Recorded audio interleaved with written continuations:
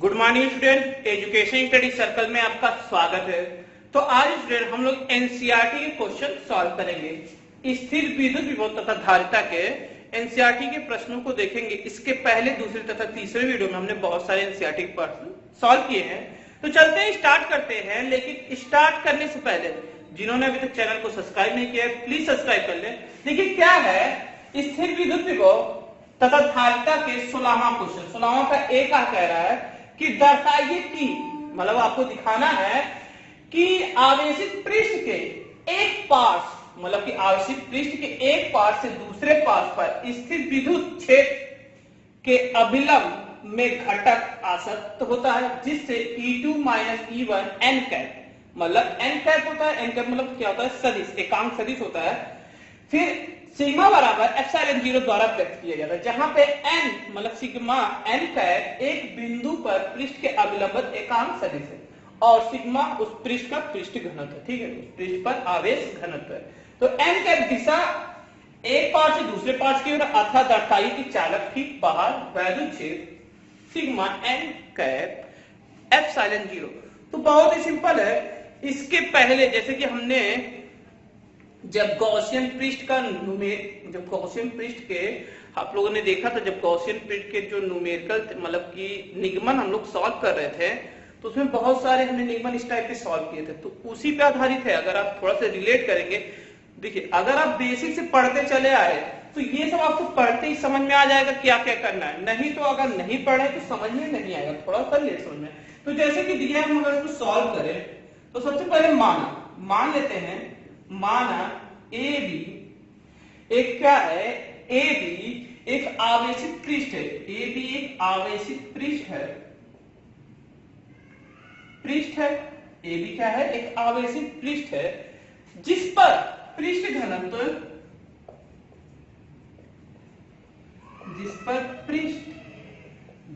है सिग्मा, पृष्ठ घनत्व सिग्मा है। तथा इस पृष्ठ के जैसे कि हम बना दे रहे हैं, एक क्या है आपका बेलन, पृष्ठ घनत्व है। देखिए बेलन है, इस पे वैद्युत क्षेत्र की तीव्रता जो कि अभिलंबन E1 मान लेते हैं, ये E2 है। ठीक है, और इसका क्षेत्रफल कितना होगा? डेल्टा ए होता है। ठीक है, डेल्टा ए, इसका भी क्षेत्रफल डेल्टा ए होगा। ठीक है, फिर कह रहे हैं और इस पे अभिलंबन क्या कार्य कर रहा है? अभिलंबन आवेश है। ठीक है, इस पे एक तीसरा जो वैद्युत क्षेत्र की तीव्रता, ये भी लंबे वैद्युत क्षेत्र की तीव्रता जो कि शून्य होगा। क्या होगा? शून्य होगा। तो इसी पे हम लोग को क्या याद करना है? निगमन करना है। तो ये फिगर को आप देख रहे हैं तो सिग्मा है। ठीक है, इसका पृष्ठ घनत्व सिग्मा है, जिस पर वैद्युत क्षेत्र की तीव्रता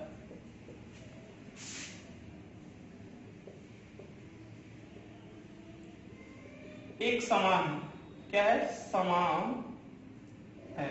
E1 E2 तथा E3 एक समान, मतलब कि तीव्रता क्या है? एक समान, पूरे पृष्ठ पर तीव्रता एक समान है। मान लेते हैं E1 E2 E3 है तथा समान और लंबवत है। क्या कार्य कर रहे हैं? लंबवत कार्य कर रहे हैं।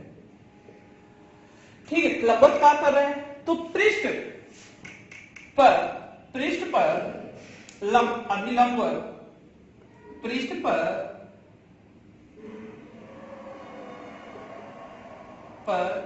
लंबवत क्षेत्रफल डेल्टा ए है, जो पृष्ठ एक गॉसियन पृष्ठ की भांति कार्य करने लगता है। पृष्ठ की भांति कार्य करता है। अतः इस पर विद्युत फ्लक्स कितना होगा? देखिए सिग्मा बराबर आप पढ़े हैं, सिग्मा बराबर क्या हो जाएगा? आपने अगर फार्मूला देखा हुआ E dA मान लेते 1 plus E2 dA plus E3 dA। तो जैसे कि आप देख रहे हैं ये अब लंबवत ये तो शून्य हो जाएगा, इसका मान ही शून्य होगा, ये 0 के बराबर होगा। तो हमारा सिग्मा बराबर क्या हो जाएगा, E1 dA plus E2 dA। ठीक है, ये हो जाएगा।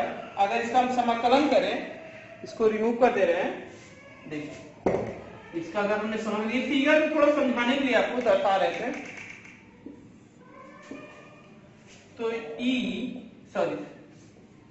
फ्लक्स बराबर क्या हो जाएगा, E1 बाहर हो जाएगा dA प्लस E2 बाहर हो जाएगा dA। ठीक है, जब इसका हम सॉल्व करेंगे तो E1 डेल्टा A हो जाएगा प्लस E2 डेल्टा A। आपने पढ़ा होगा समाकलन, देखो आता नहीं है तो समाकलन अगर कुछ नहीं होता तो वही चीज आ जाता है। जैसे ये कुछ नहीं है तो यहाँ पे एक माना जाता है, एक का क्या हो जाता है, यक्स हो जाता है, तो यहाँ पे डेल्टा ले लेगा। ठीक है, गॉस के प्रमेय से,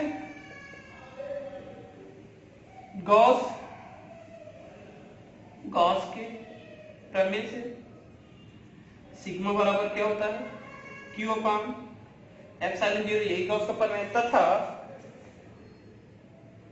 तथा आवेश घनत्व का आपने फार्मूला देखा, सिग्मा बराबर क्या होता है, Q upon A, Q upon delta A ले लेंगे यहाँ पे। ठीक है, तो यहाँ पे अगर हम Q बराबर ले, अगर यहाँ पे Q बराबर ले तो क्या हो जाएगा, डेल्टा सिग्मा डेल्टा A हो जाएगा। ठीक है, तो रख दें समीकरण, मान लेते हैं समीकरण इसमें, समीकरण 1 में रखते हैं, तो Q अपान एप्सिलॉन 0 ये हो जाएगा आपका, तो E delta A E1 E2 delta A E1 delta A plus E2 delta. देखिए सॉल्व कर रहे हैं, Q बराबर हम क्या लिख सकते हैं, ये सिग्मा, तो ये हो जाएगा, तो N डेल्टा A बराबर सिग्मा एप्सिलॉन 0। तो यहाँ पे E1, तो देखिए डेल्टा A कॉमन है, E1 प्लस E2, तो डेल्टा A कैंसिल। ठीक है, यहां तक आपने देखा, बहुत ही सिंपल है, आप देख रहे हैं, समझ में आ रहा होगा आपको। देखिए अब क्या करना है, हमको लाना क्या है, हमको कहा है कि यहां पे लाना,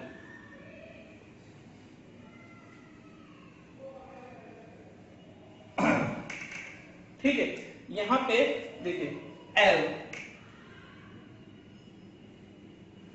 ठीक है, यहाँ पे एरो है, तो ये हमको लाना। तो चलते हैं, लेकर आते हैं, ये हो गया हमारा E1 प्लस E2 बराबर N एप्सिलॉन 0। एप्सिलॉन 0 हो गया है। तो देखिए अब यहां तक अब देखिए, जैसा कि हम जानते हैं,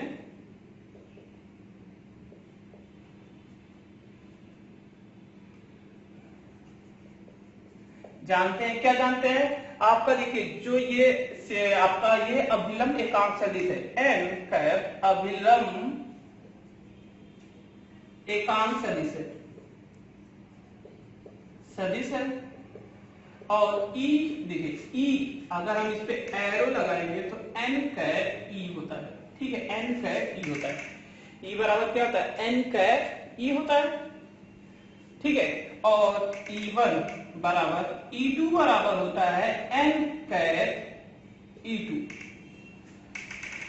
ठीक है, n कैप E2 होता है, और ये दोनों जो n मान लेते हैं, n मान लेते, अगर यहाँ पे n1 n2 दिया होता है तो यहाँ पे रखते, तो जो n1 अगर मान लेते हैं, ये n1 बराबर होता है माइनस n2 के बराबर होता है। किसके बराबर होता है, माइनस n2 के बराबर होता है, माइनस n2 के बराबर होता है। यहाँ पे इसी से हम फार्मूले चलेंगे, जैसे n कैप, अगर इसको देखिए, ये एरो का निशान हटाते हैं तो ये लिखते हैं, एरो का निशान हटाने पर, और यहाँ पे सब पर जितना हमने लगाया है, इस पे सब एरो का निशान होगा। यहाँ पे देख रहे हैं ना, जो यहाँ पे रखा जाएगा, तो ये अगर इसको रखेंगे तो n रखेंगे, क्या रखेंगे, n। चलते हैं, स्टार्ट करते हैं। तो देखिए क्या हो जाएगा यहाँ पे, तो यहाँ पे होगा E माइनस होता है, तो माइनस क्या हो जाएगा, E1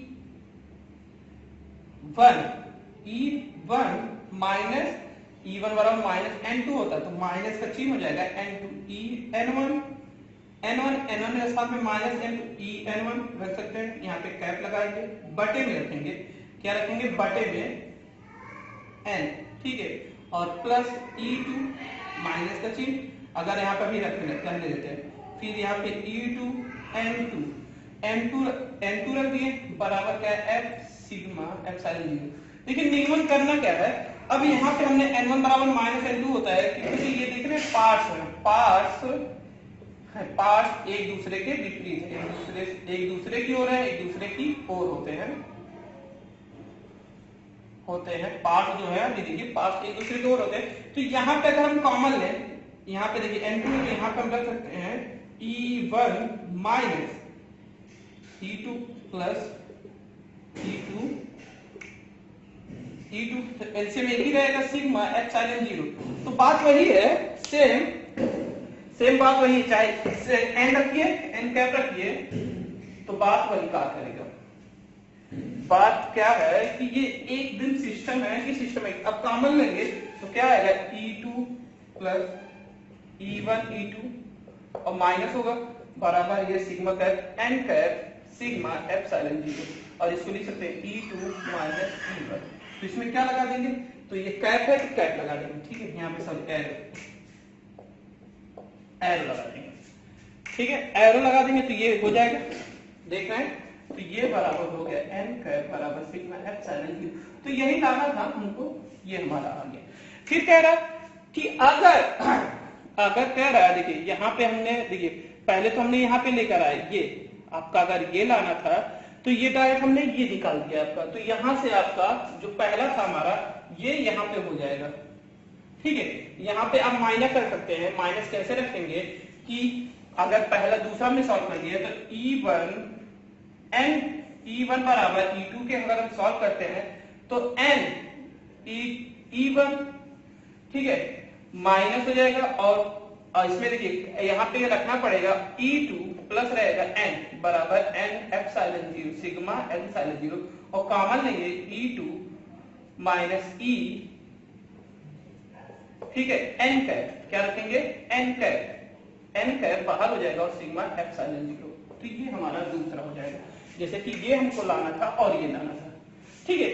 b क्या कह रहा है, ये a तो सॉल्व हो गया, a आपको सिंपल था, समझ में आया होगा। b क्या कह रहा है, b कह रहा है कि देखिए, b कह रहा है कि दर्शाए कि आवेशित पृष्ठ, देखिए जब आवेशित पृष्ठ, देखिए इसमें क्या लिखना है, आवेशित पृष्ठ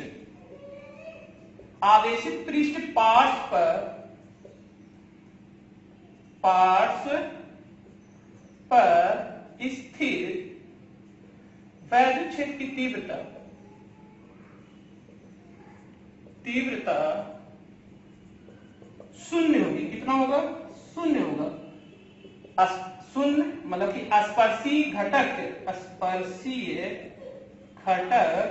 सतत क्या होगा, सतत शून्य होगा, सिंपल सा है, शून्य होगा, क्योंकि हम जानते हैं जो वैद्युत क्षेत्र की तीव्रता अंदर की होती है वो क्या करेंगे, शून्य होगा, और जो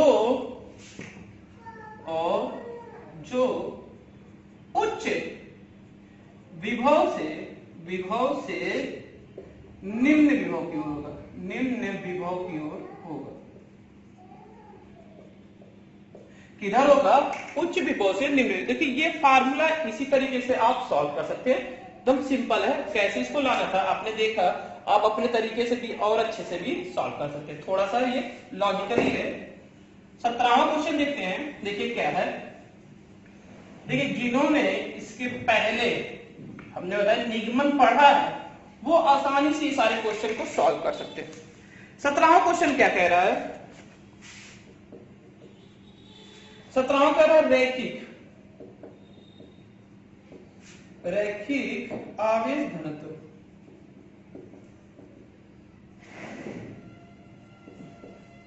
लैम्डा वाला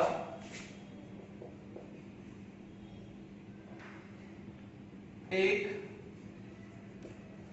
लंबा आवेशित बेलन, ठीक है, एक खोखले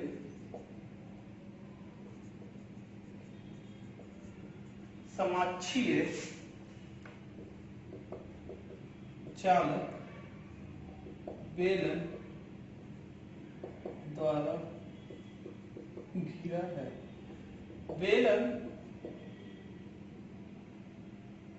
बेलनों के बीच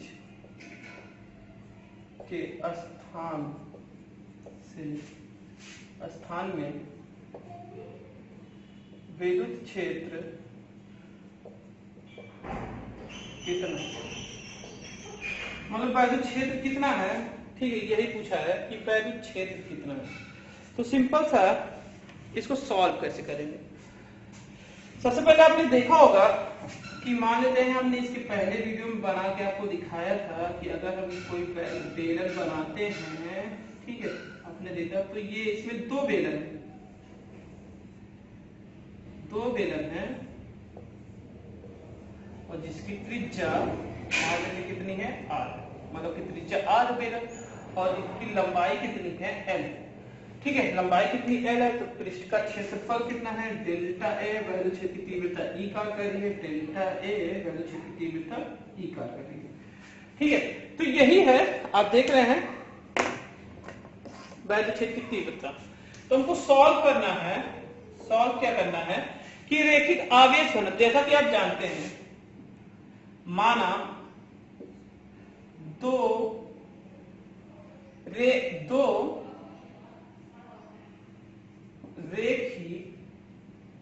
आवेशी ले लेते हैं, दो आवेशी बेलन है, ठीक है, दो आवेशी बेलन है जिस पर आवेश घनत्व कितना है, आवेश घनत्व लैम्डा है और वैद्युत क्षेत्र की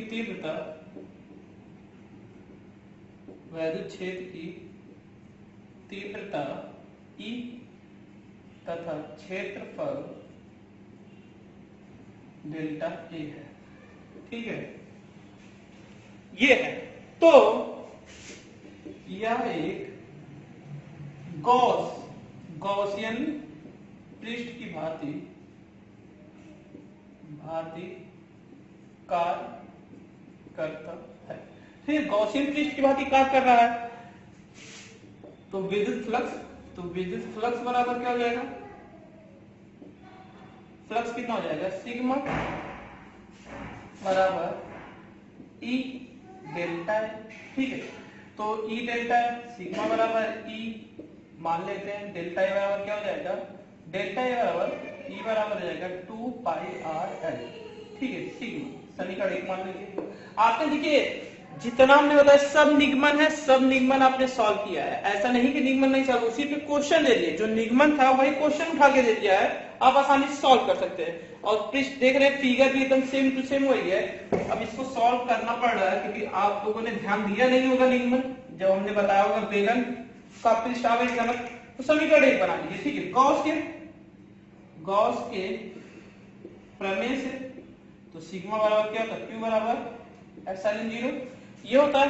और आपने पढ़ा है कि लैम्डा आवेश घनत्व, बेलन का आवेश घनत्व क्या होता है, आवेश घनत्व लैम्डा बराबर क्या होता है, Q अपान डेल्टा है। तो फिर ये गुणा करेंगे, जैसे Q अपान क्या होता है, L होता है, सॉरी Q अपान है क्योंकि एकांक लंबाई जो थी, क्योंकि एकांक लंबाई थी, मान इसकी लंबाई कितनी है, आवेश लैम्डा है तथा r त्रिज्या के एकांक लंबाई, ठीक है, लंबाई की है। और यह वैद्युत क्षेत्र की तीव्रता, तो यह हो जाएगा, तो Q बराबर क्या हो जाएगा, लैम्डा L। तो यहाँ पे Q बराबर है, तो समीकरण 1 से आपने सॉल्व किया, समीकरण 1 बराबर क्या रखेंगे हम, Q बराबर एप्सिलॉन 0, समीकरण से Q बराबर एप्सिलॉन 0 E और 2 पाई r l, ठीक है। Q बराबर क्या है, लैम्डा l और एप्सिलॉन 0 E बराबर 2 पाई r l, l से l से, और E बराबर क्या आ गया, आपका आ गया लैम्डा 2 पाई r एप्सिलॉन 0। ये तो ये क्या है, बेलन की वैद्युत क्षेत्र की तीव्रता का सूत्र है। सिंपल सा यही ज्ञात करने के लिए कहा गया था। ठीक है, तो एक स्थान पर वैद्युत क्षेत्र कितना होगा, तो इनके बेलन द्वारा घिरे हुए बेलन के बीच के स्थान पर वैद्युत क्षेत्र की तीव्रता ये होगी, वैद्युत क्षेत्र की तीव्रता कितनी होगी, ये होगी। नोट कर लीजिए इसको, बहुत ही सिंपल था, आपने इस टाइप के क्वेश्चन को सॉल्व किया है, सिंपल है। देखिए थोड़ा सा अगर बेसिक से पढ़ रहे हैं, अगर जो लोग बेसिक से स्टार्ट किए हैं, जिसके हमने पहले से बेसिक सारा चीज समझाया अच्छे से, अगर वो पढ़ते आ रहे तो उनको कोई भी जो हम सॉल्व कर रहे हैं उसमें कोई भी प्रॉब्लम नहीं आएगा। इसीलिए सबसे पहले मेन इंपॉर्टेंट है बेसिक। तो बेसिक पे अब देखते हैं 58वां क्वेश्चन। देखिए इसी प्रकार 58वां क्वेश्चन क्या है,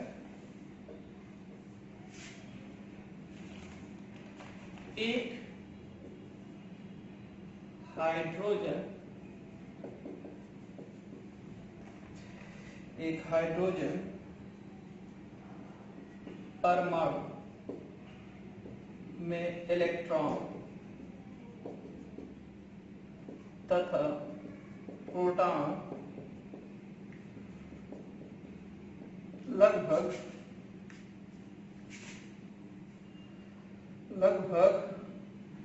0.53 दूरी पर परिबद्ध। ठीक है, ए क्या कह रहा है, ए कह रहा है कि निकाय की स्थितिज ऊर्जा ईवी में परिकलन कीजिए, जबकि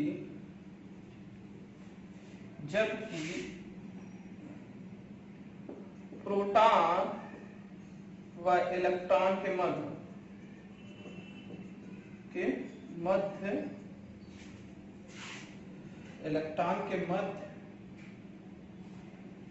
से अनंत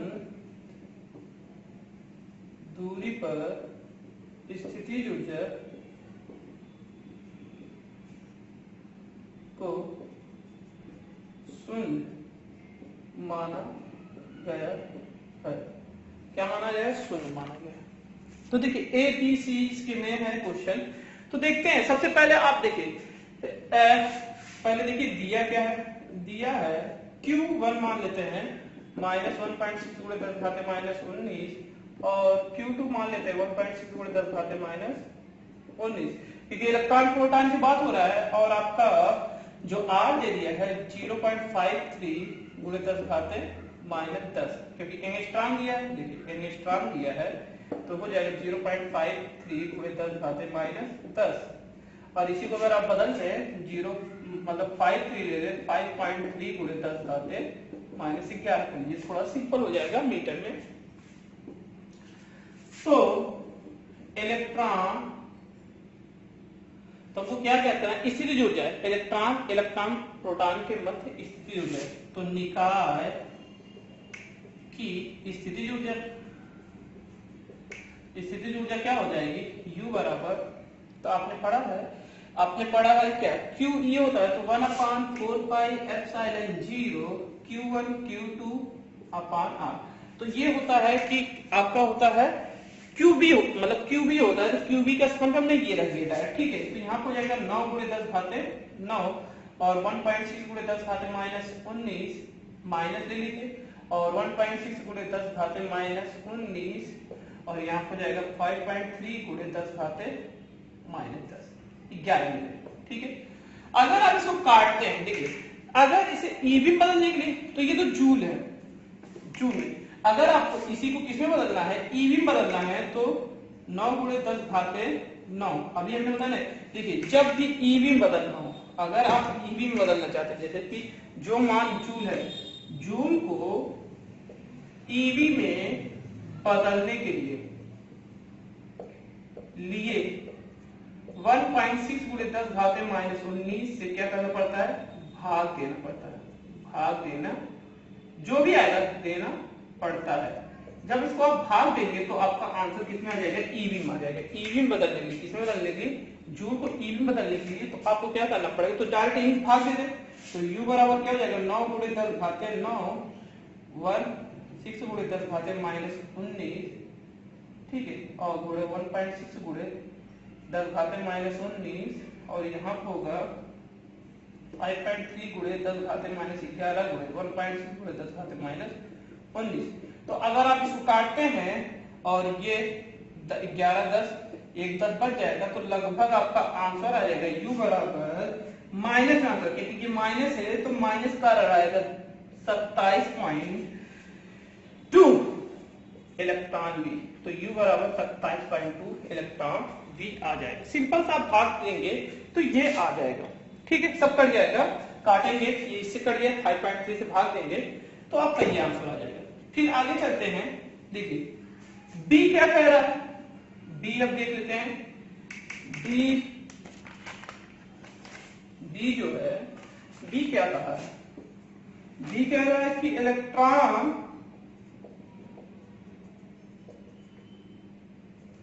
को स्वतंत्र करने में कितना न्यूनतम कार्य करना पड़ेगा। यदि यह दिया गया कि इसकी कक्षा में, थोड़ा प्रश्न अलग अलग दिया, कक्षा में गतिज ऊर्जा,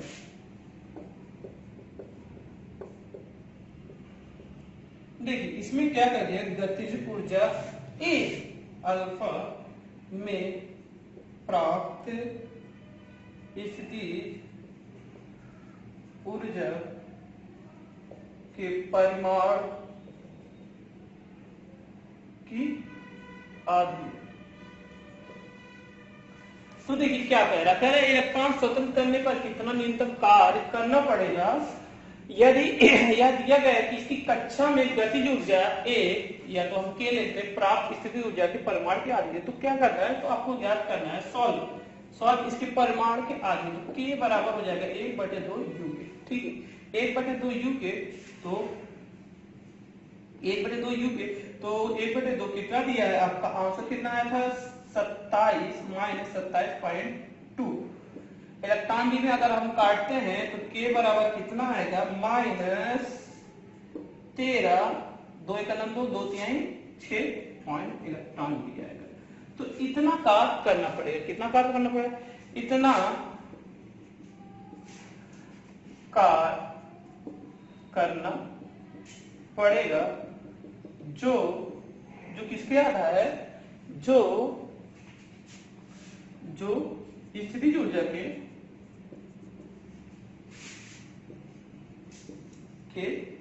आधी है। तो परिमाण के आधी है, तो परिमाण के इसकी कक्षा में गतिज ऊर्जा एक प्राप्त स्थितिज ऊर्जा के परिमाण के आधी। तो हमने 1/2 mv, तो ये क्या हो जाएगा, 1/2 mv² का स्थान पे यही आपका रखना पड़ेगा कि ये आपका इतनी आधी। सिंपल सा कर देंगे तो ये आपका आ जाएगा बी वाला। सी वाला क्या कह रहा है, सी वाला देख लेते हैं, सी वाले में भी क्या कहा है, सी यदि स्थितिज ऊर्जा, देखिए लॉन्ग करें तो आप लिखिएगा लॉन्ग करके, स्थितिज ऊर्जा को 1.06 एंगस्ट्रॉम पृथक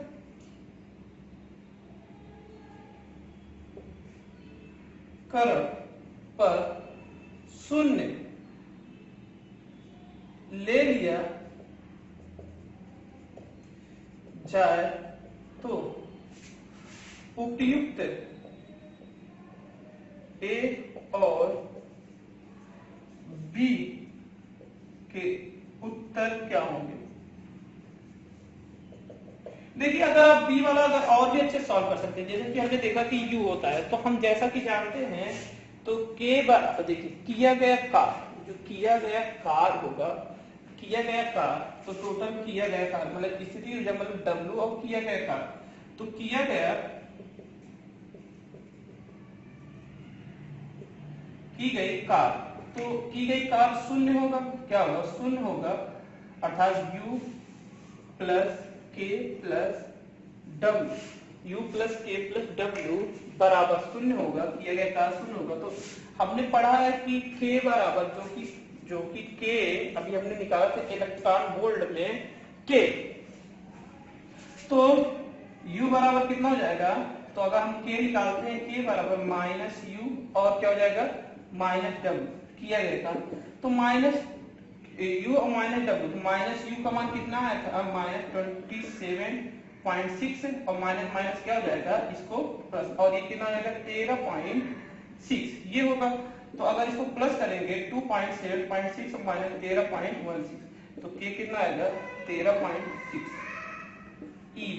ठीक है, ये k का मान है, जो b है आपका b वाला, इसको ऐसे सॉल्व कर सकते हैं। ठीक है, की गई कार्य शून्य है, इसमें दिया परिणाम शून्य हो तो गतिज ऊर्जा a में प्राप्त कितना स्थितिज ऊर्जा के परिणाम के आगे होगी, तो ये आएगा। और c में क्या कहा, c में कह रहा उत्तर में क्या फर्क आएगा, उत्तर में आपके क्या फर्क कह रहा है कि यदि स्थितिज ऊर्जा पे पृथक्करण शून्य ले लिया जाए तो उपयुक्त में a भी क्या है, तो इसका भी निकाल के u डैश बराबर हो जाएगा कितना 1/4 पाई एप्सिलॉन 0 q q/r, तो आपका 9 गुणे 10 घाते 9 हो जाएगा।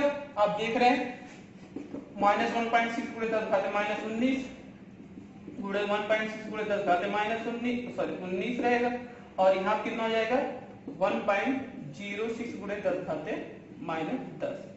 ठीक है, एंगस्ट्रॉम है क्योंकि इसमें दूरी थी, और इसको अगर हम इलेक्ट्रॉन वोल्ट में बदलेंगे 1.6 गुणे 10 घाते माइनस 19 इलेक्ट्रॉन वोल्ट में बदलने के लिए। ठीक है, अगर आप भाग करेंगे, जैसे ही आप भाग करेंगे तो ये सब कटेगा, इससे ये कटेगा, ये कट जाएगा, और इससे आप भाग करेंगे तो 13.6 इलेक्ट्रॉन वोल्ट u डैश भी आपका आएगा। सिंपल सा है कि अगर ये आप भाग करते हैं तो इतना ही आएगा। आगे चले, ठीक है, सी वाला में कुछ नहीं है, देखिए इसमें सिर्फ एक करेंगे और ये आपका आंसर आसानी से आ जाएगा। थोड़ा लॉन्ग था क्वेश्चन को थोड़ा समझना पड़ेगा और समझ के आपको लगाना पड़ेगा। नेक्स्ट क्वेश्चन देखते हैं 19वां क्वेश्चन। बहुत बड़े बड़े लिखने में थोड़ा समय लग रहा है। कह रहा है यदि H2 अणु दो में से एक इलेक्ट्रॉन, ये भी देखिए बहुत अच्छा क्वेश्चन है, इलेक्ट्रॉन को हटा दिया जाए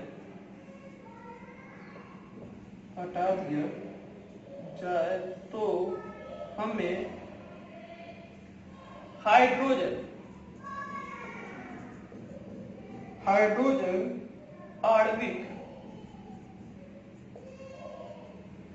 आणविक आयन H2 प्लस प्राप्त होगा, और H2 प्लस की निम्नतम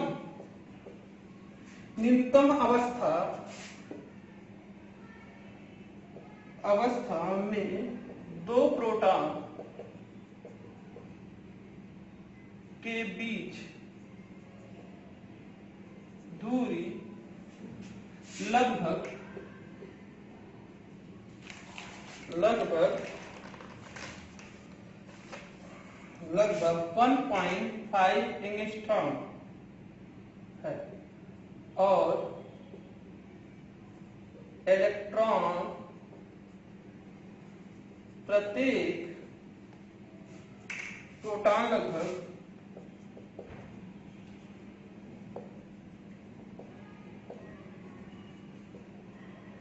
1 एंगस्ट्रॉम की दूरी पर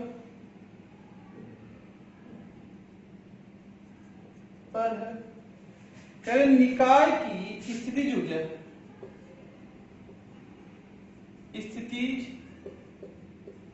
ऊर्जा निकाय की स्थितिज ऊर्जा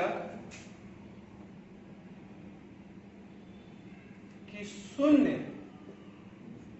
स्थिति के चयन का उल्लेख कीजिए। उल्लेख कीजिए। ठीक है, यही कह रहा है क्वेश्चन। देख लीजिए क्या कह रहा है कि मान लेते हैं दो इलेक्ट्रॉन है यहाँ पे और इनके बीच एक तीसरा इलेक्ट्रॉन है। इन दोनों के बीच कितनी दूरी कहा है? दो अणु के एक इलेक्ट्रॉन हटा दिए जाए तो आणविक में नियत अवस्था में प्रोटॉनों के बीच की दूरी लगभग 1.5 है और यहाँ कितना है? 1 एंगस्ट्रॉम। इनके बीच कितना है? 1 एंगस्ट्रॉम। ठीक है, तो ये बात हो रही है। तो इस स्थिति में कह रही है कि स्थिति का शून्य ले लीजिए जाए, तो कह रहा है कि इनकी चयन का उल्लेख कीजिए। तो यही उल्लेख करना। अब इसको सॉल्व कैसे करें? इसको आप कैसे सॉल्व करोगे? सिंपल सा, अगर आप देखेंगे तो हमने इलेक्ट्रॉन मतलब कि आपके जो मान होता है इसकी ऊर्जा के बारे में चयन करें तो कह रहा है इलेक्ट्रॉन को हटा दीजिए तो आणविक H प्लस आयन में न्यूनतम अवस्था में प्रोटॉनों के बीच की दूरी लगभग, जैसे कि दिया इसमें यह हाइड्रोजन आयन के बीच की दूरी कितनी है? R बराबर कितना? 1.5 एंगस्ट्रॉम बराबर 1.5 10 माइनस 10 हो जाएगा। और यदि हटा दिया जाए तो जैसे इसको हटा दिया तो R कितना बदल जाता है? 1 एंगस्ट्रॉम में, मतलब कि 1 × 10 घाते माइनस 10। तो अब हमको निकालना है। ठीक है, तो अब हम कैसे निकालेंगे? तो सिंपल सा सेम देखिए Q1 Q2 अपान R स्क्वायर होगा तो ऊर्जा निकल जाएगा। तो 1 2 3 है तो 3 है 1/4 पाई एप्सिलॉन 0, ये कॉमन है, कोष्टक में ले लीजिए। Q1 अपान R प्लस Q2 मतलब स्क्वायर ले लीजिए R प्लस Q3 अपान R। ठीक है, ये सिंपल सा फार्मूला आप मान सकते हैं। देखिए इसको लॉन्ग मेथड से बताएं तो लॉन्ग हो जाएगा, मतलब Q1 Q2 है, Q1 Q2 मान लेते Q1 Q0 Q1 Q0 Q1 Q0। अब ये हमें होता है 1/4 पाई एप्सिलॉन 0 सब में होगा तो ये कॉमन हो जाएगा। ठीक है, इसकी स्थिति जो है तो अगर हम लिखें कि 9 × 10 घाते 9 हो जाएगा और इसका मान कितना हो जाएगा? 1.6 × 10 घाते माइनस 19 का होल स्क्वायर और इसका मान 1.5 × 10 घाते माइनस 10। इसी तरह 1.6 × 10 घाते माइनस 19 का होल स्क्वायर और 1 × 10 घाते माइनस 10। ठीक है, और इसी तरह हो जाएगा प्लस 1.6 × 10 घाते माइनस 19 और 1 × अब इसमें ये देखना है जो कि इलेक्ट्रॉन रिमूव हो रहे हैं तो यहाँ पे क्या हो जाएगा? ये प्लस यहाँ माइनस, ये प्लस यहाँ माइनस हो जाएगा। सिंपल सा। ठीक है, ये प्लस प्लस के जगह पे क्या हो जाएगा? सब माइनस हो जाएंगे। हाँ, तो अगर हम ले लें इसको कॉमन ले लें। ठीक है, कॉमन सबको ले लेंगे। 9 × 10 घाते 9 और गुणे कितना हो जाएगा? 1.6 × 10 घाते माइनस 19 गुणे 1.6 × 10 घाते माइनस 19 और बटे क्या हो जाएगा? 10 घाते माइनस 10। ठीक है, 10 घाते माइनस 10 और सॉरी ये एक ही कॉमन लेंगे, एक कॉमन लेंगे तो सब बाहर हो जाएगा और अंदर क्या बचेगा? अब क्या बचेगा? 1.15 माइनस 1 माइनस 1। ठीक है, -1 माइनस क्या हो जाएगा? 2 हो जाएगा। सिंपल सा। आप देख रहे थोड़ा शॉर्टकट आप थोड़ा सा बनाइए, अब थोड़ा सा आप भी थोड़ा सा प्रैक्टिस कीजिए, जाना आपको भी आए। अब एकदम विस्तार पूर्वक तो सही नहीं रहता तो क्या हो जाएगा? दूसरी बात, अगर ईवी बदलना, ये जूल है, अगर ईवी बदलना है तो क्या करेंगे हम? जैसे कि अगर एक हम काट दे रहे हैं, एक तो कट जाएगा। ठीक है, और ईवी बदलने के लिए क्या हो जाएगा? तो आपका 9 गुणे 1.6 गुणे 10 घाते माइनस 19 एक तो बचा है और गुणे 1.6। ठीक है, 1.6 और इसको अगर एलसीएम लेंगे तो कोष्टक में ईवी बदलने के लिए क्या करें? 1.6 गुणे 10 घाते माइनस 19 लेंगे और यहाँ पे क्या बचेगा? अगर एलसीएम ले लेते 1/1.5 माइनस 20 ये हो जाएगा। तो u बराबर क्या आएगा? देखिए u बराबर क्या आएगा? तो u बराबर आएगा, ये कैंसिल हो जाएगा पूरा, तो 9 गुणे 1.6 है। ठीक है, इसमें 1.6 तो ये हो जाएगा और इसको भाग देंगे तो 3 3 में से गया तो 3 में से गया 2, अगर गुणा करेंगे 3, देखिए 3 हो जाएगा, 3 में से -2, माइनस कितना आएगा, -2/1.5, 1.5। अगर आप भाग देंगे लगभग तो कितना आएगा, अगर आप भाग देते हैं u बराबर, तो u बराबर हो जाएगा, जैसे कि सब कट गया है तो 9 बचा है, और अगर आप भाग देंगे तो सबका आएगा 19.2 इलेक्ट्रॉन भी, ये आपका आंसर आएगा।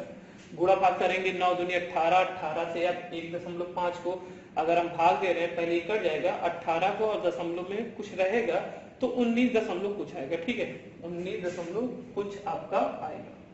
जैसे इसको काटेंगे तो पूरा लगभग वही आएगा, 19 दूनी 18, 18 मतलब 19.2 इलेक्ट्रॉन वोल्ट आ जाएगा। तो सिंपल सा ये क्वेश्चन थे। यदि आपको क्वेश्चन में कहीं भी कोई प्रॉब्लम आ रहा है, देखिए थोड़ा सा कैलकुलेशन, जो कि हमारा कैलकुलेशन वो वीक है, इसी को आपको सही करना पड़ेगा। जब तक ये सही नहीं होगा तो न्यूमेरिकल लगाना बहुत ही कठिन हो जाएगा। तो आपको न्यूमेरिकल से ज्यादा फार्मूले आपको याद रहने चाहिए, उसके मान याद रहने चाहिए, प्लस थोड़ा सा कैलकुलेशन तेज रहना चाहिए। दूसरी बात, अगर आपको कहीं पे कोई क्वेश्चन में प्रॉब्लम आ रहा है, ना समझ में आ रहा है, तो कमेंट करिए, हो सकता है उस क्वेश्चन को हम अच्छे से आपके लिए वीडियो बना के दे। उस क्वेश्चन को, जो क्वेश्चन आपको नहीं समझ में आ रहा है उसको कमेंट करिए, उस कमेंट को हम जरूर उसको देखते हैं और उस क्वेश्चन को सॉल्व करके आपके सामने प्रस्तुत करेंगे, जहां पे आपको क्वेश्चन नहीं समझ में आ रहा। और दूसरी बात, जिन्होंने चैनल को अगर सब्सक्राइब नहीं किया है प्लीज सब्सक्राइब करिए। अगर आपको वीडियो पसंद आया तो जैसे आपके दोस्त हो तो उनको शेयर भी करिए, ठीक है। नमस्कार दोस्तों, नए वीडियो में नई जानकारी के साथ मिलते हैं।